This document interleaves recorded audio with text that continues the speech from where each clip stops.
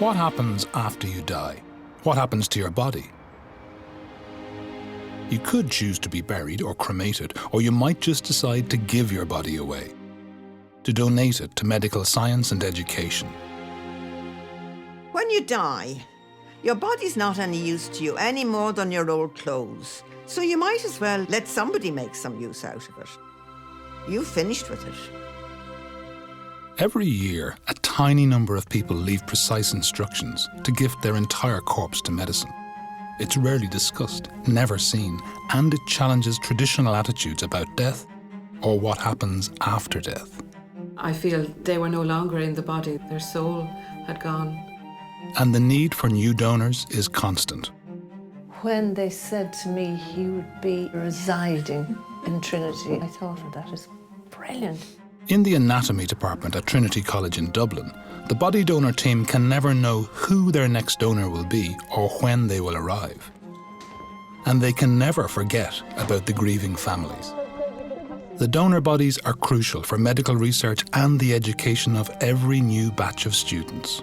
I'd never seen a dead body before. It's a vital and unavoidable part of studying medicine. And now, who wants to make its first incision? These people are letting you look inside them. And every September, in accordance with their final wishes, 12 new donors are brought out for the entire academic year to play their part in the students' education. He really wanted to be useful, and that's what makes me proud.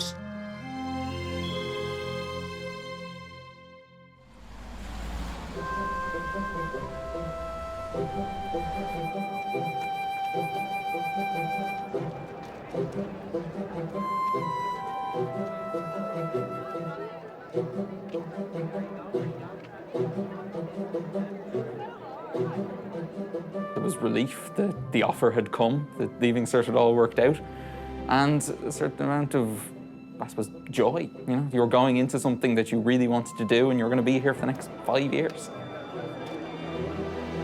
I've always wanted to be a doctor, and my dad's a GP, and my mum is a nurse and a midwife. She stopped working when she had me, but there's always been like a medical connection.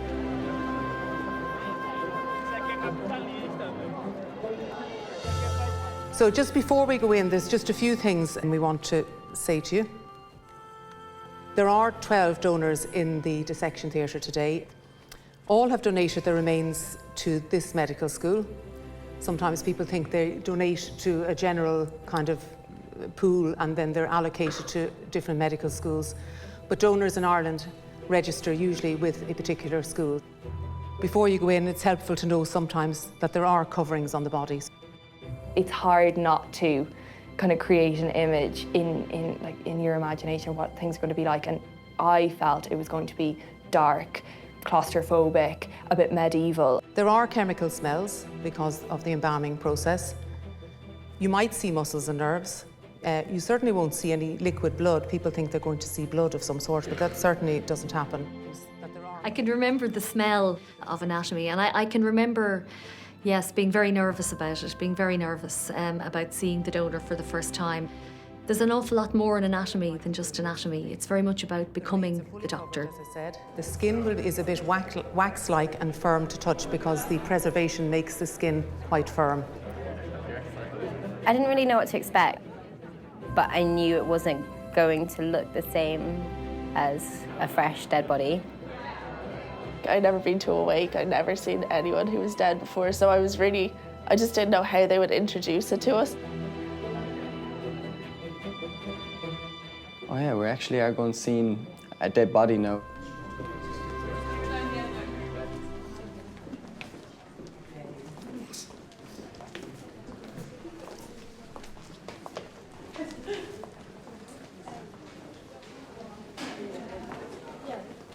Anybody want to come this way?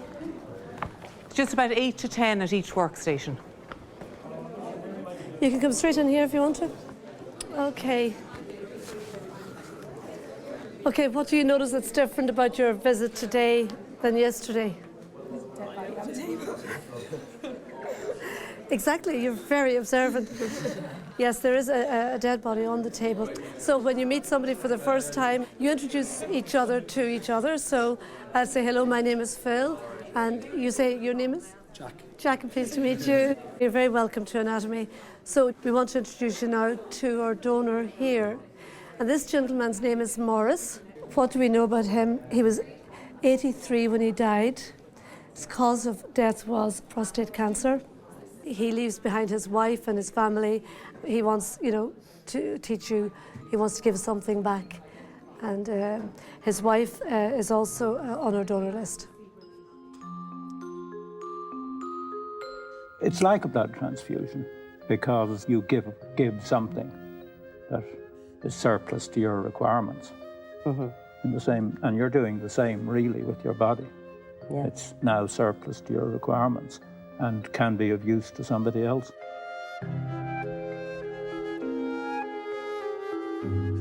A conservationist from the top of his head to the soles of his feet. He just wanted to make things better, to put it back the way it was. I think he succeeded in many ways of doing just that. He loved things, if at all possible, to go back to their original state. This is just to give you some idea of the collection that I'm curator of, if you like. Now, unfortunately, as humans, we really can't go back to our original state. So as far as donating his body was concerned, maybe the only way you could explain that is if it can help prolong a person's life. That's wonderful, and heaven knows what that person could contribute. Each time I come into the room, at least I feel he's there with his paintings around, So there are lots of different donors in the room, and everybody we give their first name to. I'm going to introduce myself. My name is Siobhan, and I'm the Chief Technical Officer here. So one of my jobs is looking after the donor programme. You're at a particular station, number 3, but your donor's name is Anne. Anne died in April 2011. She's actually a young lady. Most of our donors are 80 to 90 years of age, generally quite elderly. This is actually quite a young lady, which is, sad, obviously. But she registered with us a good while before that, and she said, look, it's something I want to do. She knew she was ill, and she said, I would like to help medical education, because, she received a lot of good treatment when she was ill. So one of the things she wanted to do was donate to medical science. Okay, you don't want to sit down now. So are you okay to look at the donor remains now? You want to see the donor? So that you can say you've done that today. First of all, I'll ask you to put on your gloves. I'll just expose the area that you're going to be working on. The reason I say that is you always only expose the area that you're working on. So if you're doing the upper limb and the lower limb, you only expose that area. If you're dissecting the upper limb and the thorax, we would say to you, you only uncover that amount. There's no need for you to uncover all this. Okay, so if you want to touch the remains now.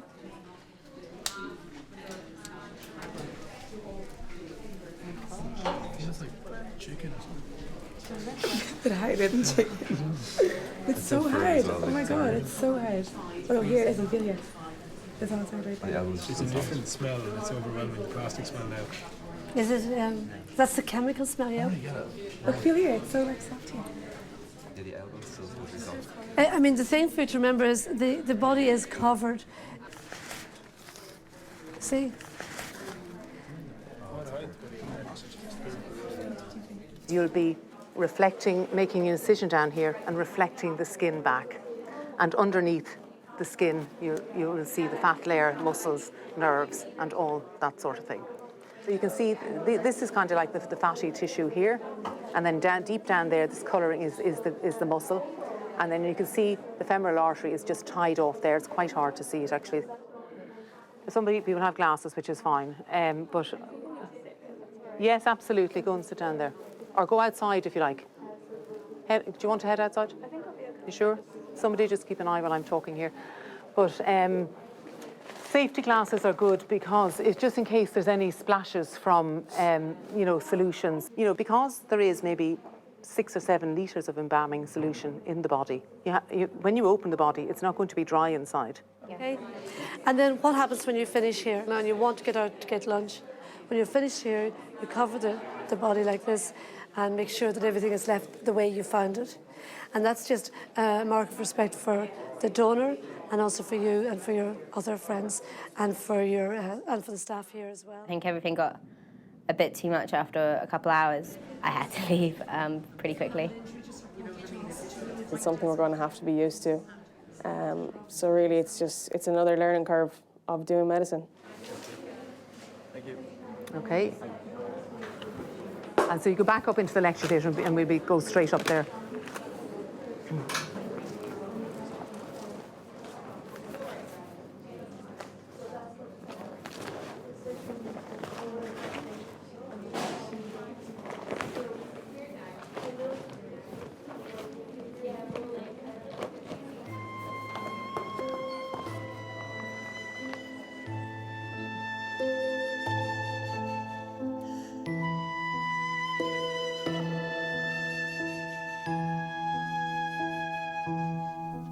That is in Paris, World Cup final, 1998. That is Anne and a group of women from the area who raised funds on the Women's Mini Marathon for victim support. Throughout her life, she was concerned with helping others, and it was just a natural extension that when she knew that she was going to die, that the final thing that she could do to help others would be to donate her body to Trinity. I can't imagine how it would have ended in any other way, really. Although that said, it was something that we had talked about for years in a theoretical way. You know, what would happen if we were dying, what would happen after we die, and so on. But it does become a lot more real when you have a fixed period of time. You know, more so than say if you get news that somebody's been hit by a bus and they're suddenly dead. When you have a year and a half to to think it through, then you become a lot more coherent in your views about it. This is Anne giving a talk at a rally against IRA killings. We would have anticipated thinking about these things when we're 70 or 80 or whatever age, rather than in our 50s. So it just brought things forward that we probably wouldn't have thought about in that way until later. The idea that Anne's body will be used for something productive in Trinity, in terms of helping people to understand more about the human body, that will in turn maybe help somebody else down the line to live a little longer and just experience more of the life that Anne's was cut short. It's obviously a good thing. It's her final project, really. Of all the things that she was doing, it's the last thing that she was able to do after she had died. We would say to students at the induction, the person that's on the table here, not that long ago, they were walking about. You'd understand their voice, their accent, their movements. They were human. And you can't just cut that out. So you always have to remember they were a living person. They may not be now, but they were, and they have a history, and they have a family that are living still. What we will often say to families is, we're the people that see them and handle them and touch them, along with students and other people, but we actually are the people who care for the donor bodies. So in some ways that's helpful to people when they've met us, because we know we're not these monsters that are, not caring, because we do care. It's Siobhan and Phil, so we sometimes, like for people who know us, we sign the emails, Siobhan. That's the first group. We would have over 1,800 donors registered, And we get a lot of inquiries in the last couple of years. People are more aware that this is an end-of-life option. So we get maybe 2 or 3 phone calls every day, somebody asking for information. So the donor registration form is a fairly simple form saying the name, address, I do bequeath my body to the medical school, Trinity College, to be used for the purpose of the advancement for medical knowledge. And I've read and understand the information leaflet provided, which is this little booklet here. These are all the registrations this week. So we fill in the forms, register them. Siobhan has them all registered over there. Then we photocopy. So you have an original, which you put into its own envelope, and then that's stored in these filing cabinets, and they're just filled with requests. And they can put that with their will or with their doctor. They can inform their family and friends. And then in the event of a person dying, that'll be their contact us. They've all the contact details there.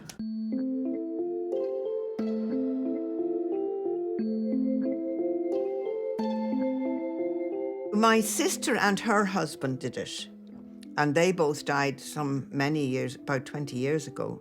And I just said to Rex, don't you think that's a good idea? Will we see if they'll accept us? So we applied then, and they accepted us, and that was it. He'd been in a nursing home for 3 years, and his memory going and all that sort of thing. So really, I didn't lose him when he died. I'd already lost him a couple of years before that, because he wasn't Rex. I mean, the person that was there in the nursing home wasn't my Rex at all. We didn't have a service because we're not believers. At least I don't know whether he believed or not, but I didn't, and I was here and he wasn't. So we just had a memorial party in the Royal Irish Yacht Club. My son in England is the only one who really wants to have anything to do with scattering the ashes. So he wants to scatter them down at British Bay. But that's where we met, Rex and I. So in the meantime, he's lurking in the greenhouse. I felt that I've had many medical interventions over my lifetime, and I have 3 sons as well. And all these young chaps and girls now, a lot of girls now, they have to learn. And they have to be able to practice on something, and they can't just do it on dogs and monkeys and things. They've got to have proper people to practice on. And why rely on somebody else to give a body so that you can have the advantage of their medical expertise? When you die, you give away all your old clothes and that to the charity shop. Your body's not any use to you any more than your old clothes. So you might as well make some use out of it. Let somebody make some use out of it. You've finished with it.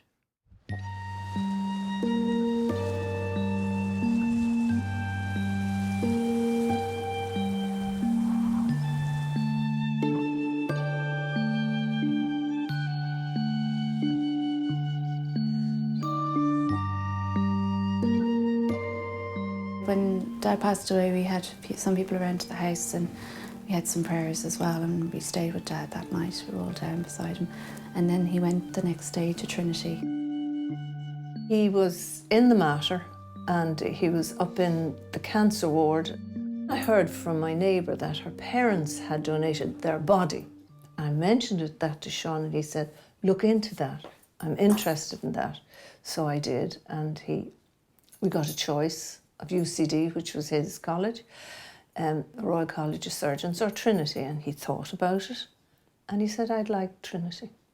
So that we got in touch then with Philomena and Siobhan, and they took us then from there. When they said to me he would be a lecturer and that he was going to be residing in Trinity and that he will be a teacher, and that now I thought was for me the moment of, that's a great thing you've done, Sean, you know, that is brilliant. You're residing in Trinity.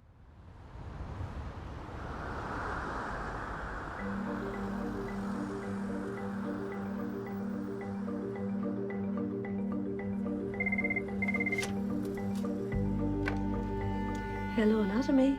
Philomena speaking, can I help you? So he's died in the Beaumont Hospital. Okay, and he's just died today, like this. Right, and are your family with you? When a donor dies, we get a phone call, usually from the next of kin, or it could be through the hospital or maybe the undertaker, depending on who they contact first of all. We check our registration to make sure the donor is a registered donor. Oh, right, lung cancer, God. If everything is registered, then we contact the family and make arrangements for the removals. Both Corrigan and Sons are undertakers. When someone has donated their body, they have a definite instruction to the family. This is what they want. So I end up then with what I might call siblings and the children of the deceased saying, look, this was Mum's wish, that wanted to be part of the donor program. And I'd say, yes, well, to be mindful of that, then we need to go within a particular time frame so that the research is of a particular quality. So we now establish if the attending GP, the person's own doctor, is available to issue the normal death notification form. So I've got to watch the medical line on one track, and I've got to watch the family dynamics on the other. So we have to combine those two in a frame that's satisfactory to the college. No problems.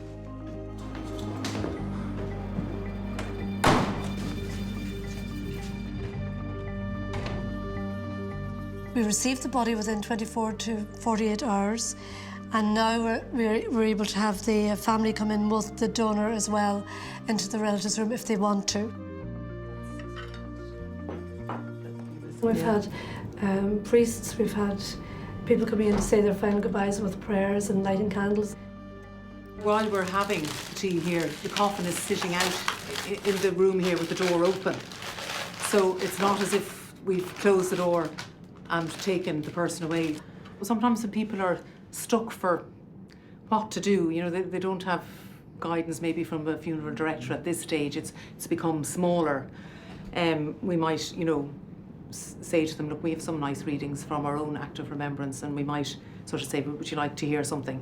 And that kind of starts things going, and people then sometimes have memories and talk a little bit. In fact, they talk about the person a lot. We would ask a lot of questions about the person.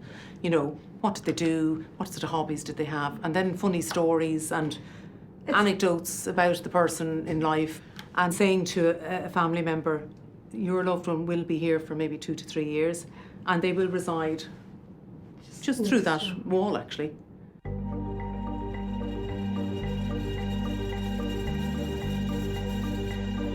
The body then is taken into the embalming area, the embalming room as we call it, and preservation takes place there. There is a cocktail of chemicals which preserve the body: formalin, phenol, alcohol, and a few other chemicals. And a small incision is made in the femoral artery, and it's cannulated. So a small tube is put up through the artery and down through the leg. So cannula is something like that. And that's the donor remains laid out. So it just screws into this, push the tap on, so the solution will go up the artery, and then we'll have a small cannula just going down that leg on the same side. Depending on how the arterial system is, for instance, if there's hardening of the arteries, then you can have difficulties and problems depending on the size. Lots of things can change how embalming proceeds. But normally it is a simple perfusion technique, and you can trace the flow of the preservative through the body. You can see it marking the body in certain areas, so you know if perfusion is going well or not well in that case. And that can take place over a period of hours, first of all, and then over a period of weeks before the body is then ready for cold storage. So it's not freezer rooms or anything like that, it's just cold room at about 5 degrees. And each individual resides on a tray.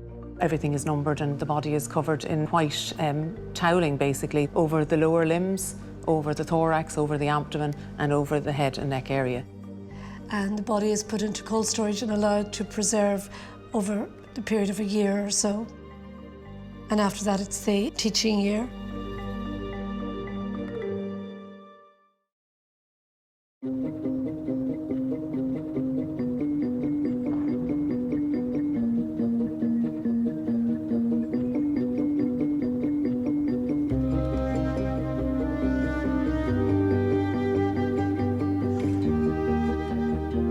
was not a great conversation at the dinner table. I can tell you, a lot of people say, "Oh, please don't mention anatomy to me." How do you do it? I can't bear it. And then in the next breath they say, "Well, what about?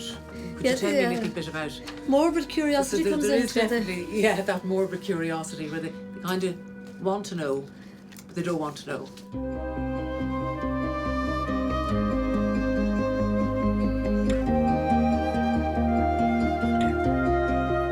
I was 18 years of age and walked into the old anatomy department, met Professor Erskine, who's the professor who did those lovely murals on the wall in the old department. He interviewed me and said, you know, what do you think you'd be doing in this job?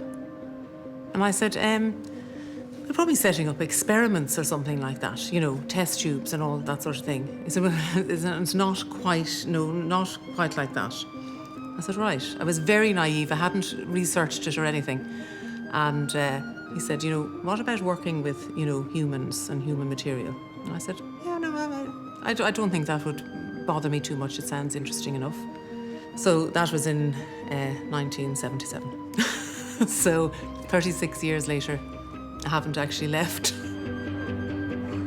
I started here in 1981. It was great for me. I thought, this is great. I'm only like 21 and I'm enjoying this experience of going in. I'm now going to be working in Trinity, which was a long way from Milford and Donegal. But when I entered anatomy, I was met by Siobhan Green. She was a young girl and she seemed ordinary, so I said, she's nice. She seems nice enough girl, nothing very strange about her. Little did I know I'd be working with her 33 years later. But I wasn't really that aware of the whole body end of things. I could see there was donors there, but I kept saying, well, I'll deal with that later on. It wasn't something I was going to deal with that day. It was strange in the beginning. I mean, I remember people asking me, you know, what are you doing in there? Like, you know, what's the job like? And I was saying, we get the bodies donated to science, you know. They were going, oh, it's like interesting. And we sort of want to talk about it, but we don't want to talk about it. I would have had a few dreams about the donor because it wasn't like the dead people I'd met in Donegal, because, as you know, from a Donegal perspective, there's a Donegal wake. And I was reared with wakes all my life. From being a tiny girl of 3 or 4, I remember attending wakes. And I would have had some kind of dreams about the body being very elderly, or if I'd seen an old person on the bus, I'd feel that could be one of our donors and things like that.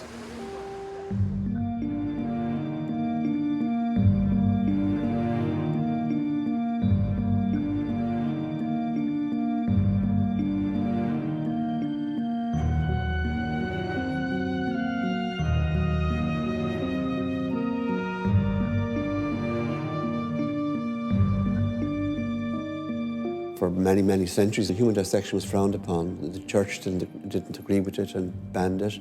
And it wasn't really until the 17th century and the Renaissance that dissection again started. Up to then, they had been dissecting the bodies of animals, and particularly pigs, and they had quite erroneous ideas of what the body was all about. In 1759, the act of dissection for executed felons was introduced as a punishment instead of gibbeting. There was no expectation that somebody who committed a grievous sin and who was going to be executed, that they would resurrect and meet Jesus on the last day of judgment. Dissection was feared by a lot of people. I mean, being executed was bad, but being dissected afterwards was terrible. It was a deterrent. At the beginning of the 19th century, there was a great demand for doctors, particularly military surgeons. I think at one stage there were something like 25 private medical schools which produced military surgeons. At its peak, there would have been a demand for about between 700 and 800 bodies a year. There were not enough bodies that were obtainable legally, and so I'm afraid the medical schools were procuring bodies by other means. So the practice of body snatching started. This involved students raiding graves at night of people who had been recently buried, bringing them back under cover of darkness to the medical school. Most of the cemeteries around Dublin would have been used. The most common of all, of course, was Bully's Acre. Bully's Acre is located in the grounds of the Royal Hospital in Kilmainham. It's the oldest graveyard in Dublin City, and it dates from the 7th century. And literally over the years, thousands of people have been buried here in this graveyard. At night, the grave robbers would arrive outside the wall of the graveyard. What they used was a wooden shovel, so there'd be no noise. They'd scrape away the top layer of the soil to about here on the coffin. They'd lift the soil up onto the sack to make it ready for tipping back when the body had been taken out. They would use the sharp edge of the shovel to break open the coffin lid, undo the shroud, use the hook into the body and pull the body out of the coffin. And one thing that you could see in Bully's Acre, and it's been commented upon, was the many shrouds that were blowing in the wind here, because by law, a body, as we know, is ashes to ashes and dust to dust, dust which belonged to the ground or to God. The shroud itself belonged to the person. If you were caught with a shroud, you could actually be arrested for stealing. The body then will be trussed from head to heel, tied, put into the sack, brought out to where the wall is, into the wheelbarrow, and then off to the medical halls in Dublin City. Anatomy has been regulated since 1832, so it is a long-regulated sector, and I think we've very much solved the issue of consent, because cadavers are not accepted now unless the individual themselves has made a donation. The contribution of the donors is enormous, really, and we're very glad to see it come out of that shadow and into the light. The donor is the first patient. It's the first time that you handle, if you like, or that you touch somebody in your new role. At the start, you're nervous. These are dead bodies, these are cadavers. But you get over that, you actually see that this is a tool someone has given the school, and it's up to you to make the most of it. You know, to not let their gift be in vain.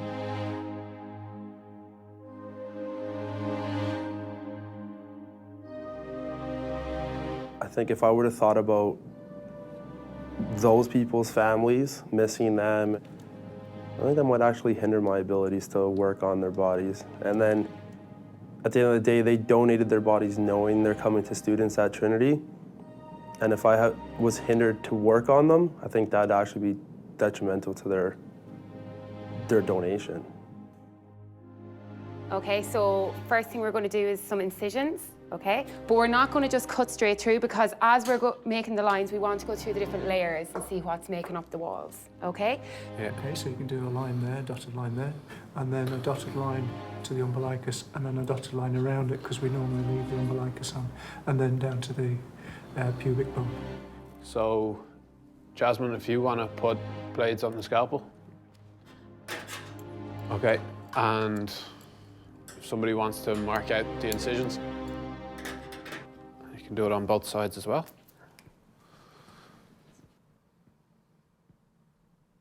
I think there was a lot of apprehension in everyone on the first day before the first incision is made, and you just kind of feel it building up and building up. So you can go this way, or should I like? Just so continue along the bony margin, just along there. It doesn't have to be absolutely perfect, it's just a guideline. The first incision is definitely the worst. Okay, and now, who wants to make the first incision? I'll do it. Yeah. And remember, cut slowly and smoothly.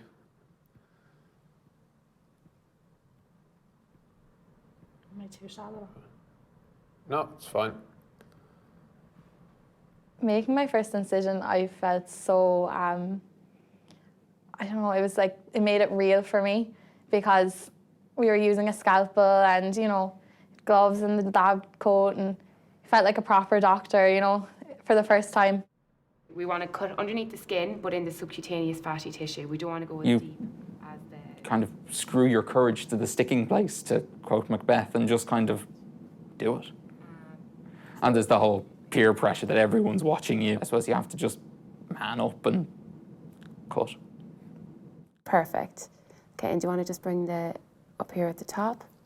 And we can start peeling. In terms of the manual skills, I actually like to paint airfix models, so I have quite steady hands, so I was okay with kind of cutting a straight line.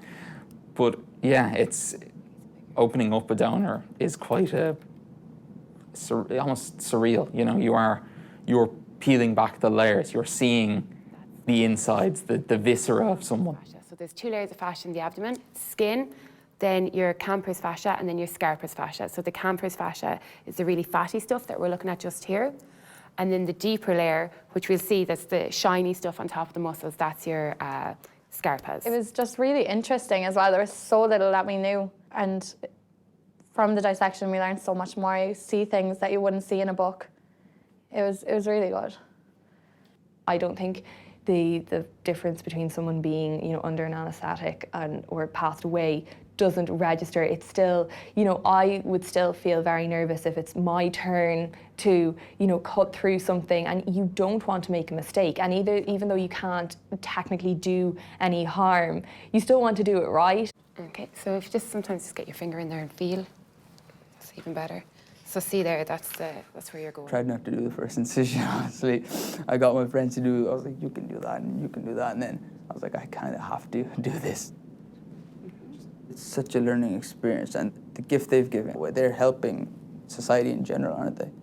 By helping me train, helping all of us to train. It's not just me, like there's so many people training from that one person's gift. And then once they become doctors, they're like the amount of patients they will treat with that knowledge is just, it's amazing if you think of it that way, how much that one person's gift, how many people that's going to affect. Abdominis, which actually has a little muscle called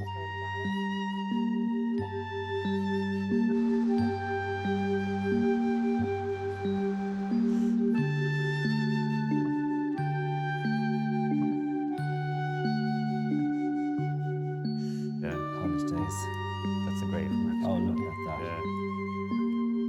Well, she would have always said to me that Trinity was the place that made her. We always remember Mam being a very happy person, but I remember, even as a kid, her coming back from Trinity and the excitement that she had about the knowledge that was there, and the excitement about all the friendships that she had there too.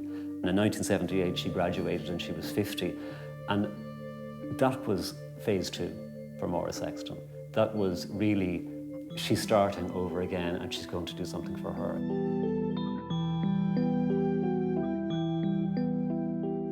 There was always a concern, will they take the body, would they not, and would the body be in a right condition for that? And I spoke to Philomena there, and she was very, very reassuring. And then Philomena rang later on that evening to say that they had taken the body in and everything was in order. And she complimented my mother's skin, and we had a big discussion about astral cream and how one might achieve that skin at the age of 83. But it was one of the, and at that stage, Philomena mentioned the letter that Mam had sent in, so I asked her to send me a scan of it, you know. And as part of the letter, she said, whatever my fate may be, I wish all anatomy students every success. My sincere thanks to Trinity College for the life-changing, enriching experience which it gave to me. So that really explains her decision, I suppose. It's a way of saying thank you back to Trinity, I think, as well. It's a source of enormous pride anytime anybody asks or it happens to come up. It's sort of like something, it's like almost like name dropping. You know, you say, oh, my mum passed away and oh, she's donated her body to medical science. And it's like, it is very, I'm extremely proud of it. And I think it was a wonderful thing that Mam did.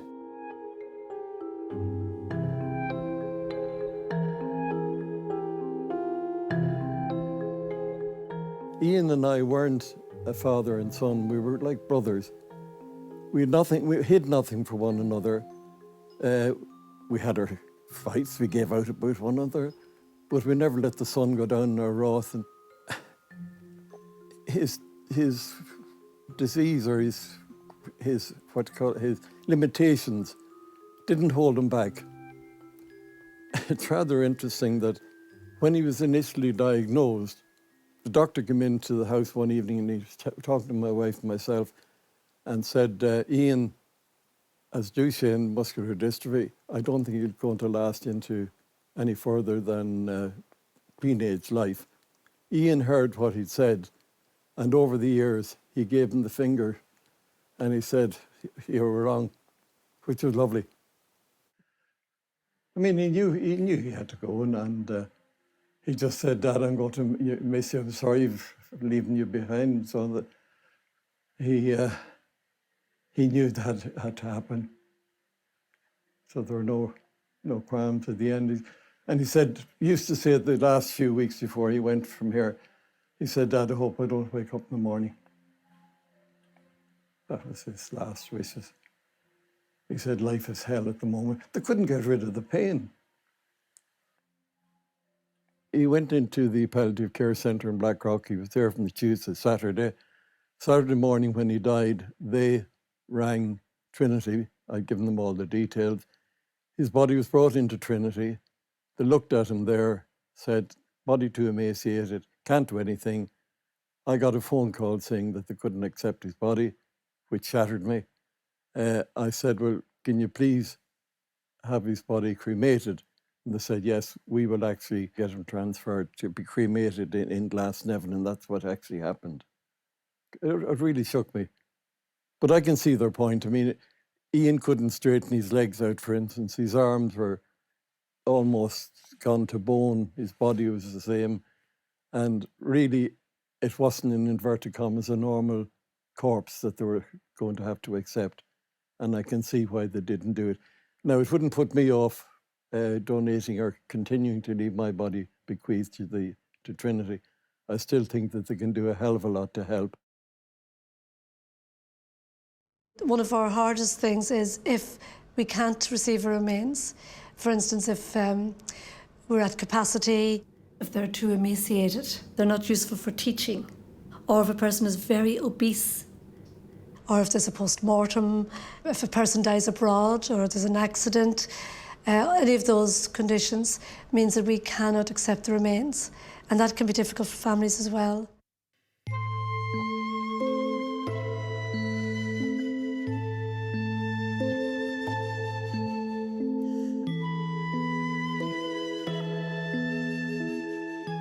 This was for the memorial service that we had, and this is just to help me say thank you to a lot of people. It's just a memoriam card. The day that Morris died, the people were coming in from the hospice, the district nurse had been in, the carers had been in. The next day, there was nothing. The carers weren't coming in. The people weren't coming from the hospice. The district nurses weren't coming in. But from then on, everything stopped. And suddenly, the house was empty of noise. People going in and out, into the kitchen, into the bathroom, you know, have you got this and we need to put that in there, or put his wheelchair somewhere. Nothing. And I found that very hard. That's very difficult.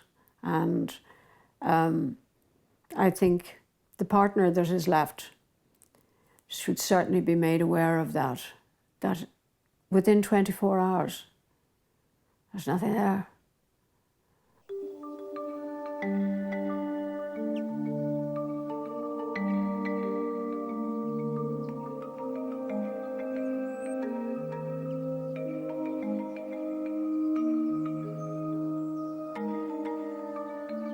In the Victorian period, for example, you wore black clothes to indicate that you were grieving, and there was a certain timeline whereby you came out of your black clothes. So it was a socially recognised process where you would feel sad, you wouldn't want to go out, you wouldn't want to do anything. But today, the lack of a social marker that you're in grief, it ends really after 3 days or 4 days, whenever the body is buried, the funeral is over and everything. Whereas if you don't have the body and there isn't that socially acknowledged time of community mourning where the community come together to support you, then it's very difficult to just say the person is gone completely. It does seem to me that grief takes about 2 years or so to work through in what I might call in a regular situation. Okay. Now, in this case, where someone is donated to college, it can actually protract the grief a little bit because they haven't had their final burial or cremation. Having a body, having some artifact of a person who is gone and who you miss is hugely important, and it provides a focus. You didn't really have a wake without a body, without a corpse. The whole process of washing and cleaning the body and preparing it for display, for a wake and then for burial was a hugely, there were specific women in a community who did it in the 19th century. It was part of a ritual whereby, the community came together, but you had this focus, the physical body. I have had calls from family to say, look, could you bring out a coffin that is empty as sort of I was going to say a decoy. And I have to be very clear with the family. I say, no, we're going to be absolutely upfront with folks and say, this person has gone to medical research. We're not going to bring out an empty coffin. Even though I've been asked particularly by men who love the idea of bringing out some sort of subterfuge, secret plan. We just don't go there. We do everything, I might say, in broad daylight, up front and in honesty. Very important, so that everyone is clear that when you go to the medical school as a donor, that's perfectly allowable, socially acceptable, and a lot of merit rides with that. We didn't have the body going into the grave. We didn't have the body being cremated at that time, on top of the shock of losing somebody. And we know that that's down the line and we're prepared for it. It hasn't elongated a mourning process. It's made it a lot easier for me. It's very hard to let go of someone that you love and passes away. No matter how suddenly or how long the process takes, it's still very hard to go, and it's very final. And for me, it eased the bump. Very fast, I know we do have a wake, and in Irish tradition you do have wakes and you have time to grieve, but I do think this process for me anyway has helped. It's an interesting one, it's an interesting journey and an experience to kind of go through. It is. Well, it's something we never knew before in our lives. And our lives have changed on the fact that he's gone, but it's greatly changed a direction we've taken now towards grieving. It's a huge new direction, and we're learning all the time about how important it is what he's done and is doing, and then having these beautiful women who love us and look after us, and they embrace us and bring us in there and tell them anything, as you say. You can go in with your cares and woes, and they listen.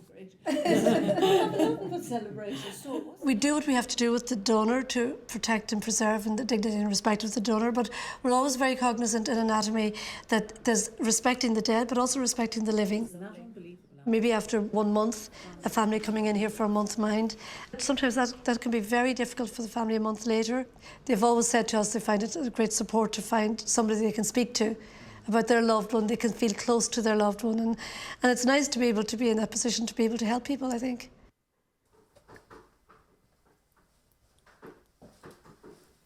I do get lonely. I miss his voice more than anything. I miss his voice.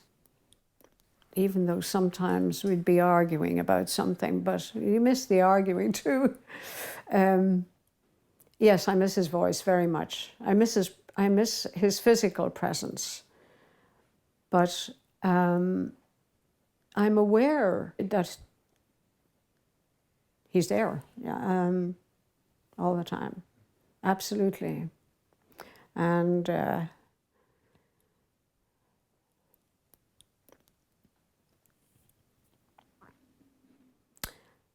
I know he loved me. And I loved him.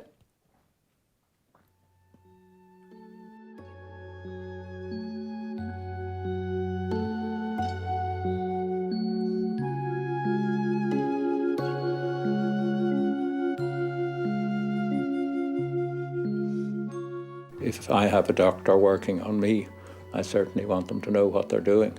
And if they can't practice what they're doing when they're training, they won't be as skilled as medical personnel.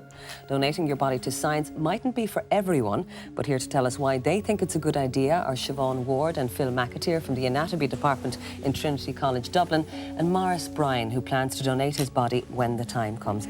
Maurice, if Siobhan and Phil had asked him to jump, he'd have said how high, you know, he'd have done anything for them. He was very committed to it.